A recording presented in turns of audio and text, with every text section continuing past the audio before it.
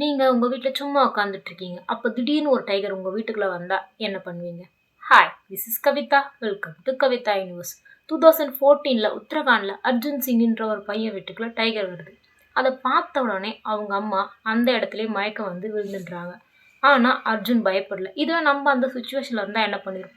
கத்திருப்போம், ஓடிருப்போம். ஆனால் அர்ஜுன் அதை பண்ணல. ஸ்மார்ட்டாக திங்க் பண்ணி ஒரு ரூமுக்குள்ளே போயிட்டு அருவா எடுத்துகிட்டு வரான்.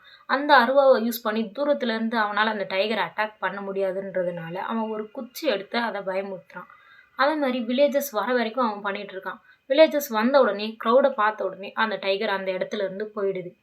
இந்த ஒரு தைரியமான செயலுக்காக 2016 ஜான் 26 அன்னைக்கு பிரைம் மினிஸ்டர் கிட்ட இருந்து நேஷனல் பிரேவரி அவார்டான சஞ்சய் சோப்ரா அவார்டு அர்ஜுன் சிங்குக்கு கொடுக்கப்பட்டிருக்கு. இந்த ஸ்டோரியிலேருந்து நமக்கு என்ன தெரிய வருதுன்னா, எந்த ஒரு விஷயம் பண்ணுறதுக்குமே ஏஜ் ஒரு தடையே கிடையாது. தைரியம் மட்டும் இருந்தால் போதும், எது வேணாலும் பண்ணிடலாம்.